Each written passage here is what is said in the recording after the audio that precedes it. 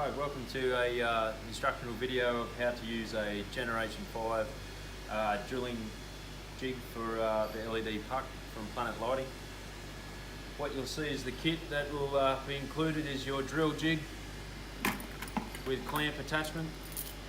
There'll be a tool to remove the cutters from the shaft. There'll be two sticks of this Huygens lick stick, different from the Gen 4 with the lubricant. There will be a spare 15mm cutter, which is the first cutter, do the main hole, and the counterbore spare 16 as well. You'll also have a 2mm Allen key and a 10mm drive socket for the end of the drill jig. You'll also be equipped with a smooth file to remove any burrs. So setting the angle for the drill jig is used by this bottom Allen key grub screw just here. By tightening this up or loosening it, enables the angle to set at 0, which is in the from the main line there, to make it asymmetric, and then these intervals are at 10 degrees. So if you wanted to set this drilling jig for a standard 30 degrees, you rotate it around to the third stroke down here, and by tightening up the grub screw, lightly nips up, that then locks that in place. The top grub screw has been Loctited in place, so you shouldn't have to adjust that. Now, putting the drilling jig onto the pipe that's stationary is as follows. The chain wraps around. You may want to put a piece of masking tape or plastic around there to stop marking the tube. In this case, it's a rough piece of pipe. It doesn't really matter. Also, what I've also done is I've actually got a permanent marker and put a bit of a black dot on the hole that does correspond with the clamping type. It just makes it easier to set it up multiple times. So set the black dot into that little clamp slot and tighten up as follows. What you'll see is around, if you come around, you'll see where the 30 degrees is, and that is the bubble. As you notice, my vice grips are on the side here. Now, if that's a problem with a wall with a fixed pipe, you can actually rotate this around by grabbing your 2mm Allen key supplied in the kit,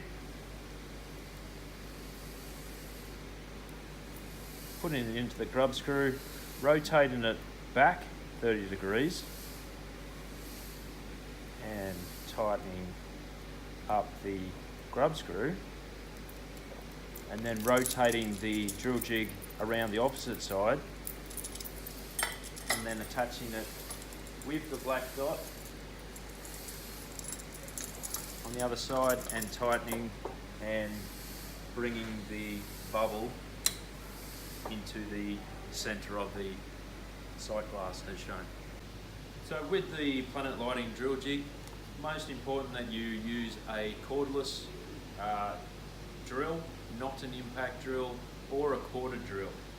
As you can see, if you can zoom in on this rating of this Makita cordless, the slower speed will say 400 revs per minute, and the higher speed will be 1500 RPM.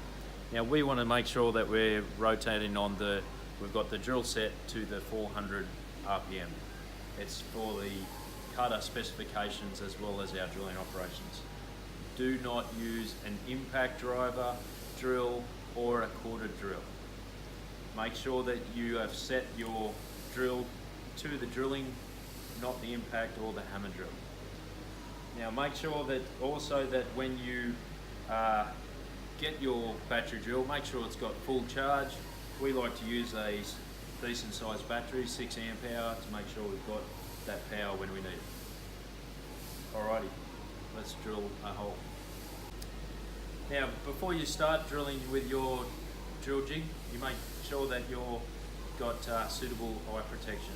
Sunglasses aren't good enough unless they're approved by safety standards, but make sure you wear your safety glasses in case the swarf or any bits of foreign metal becomes lodged in your eyes. Now, before you put on the drill jig, make sure you use the specified slick stick Hoogan lubrication that's in the kit as shown. Clamp the drill jig onto the pipe.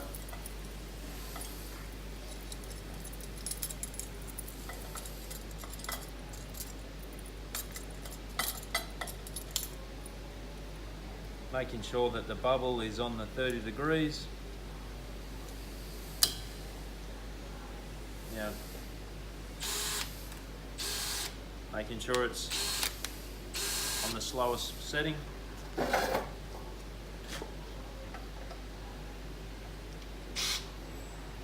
And engaging.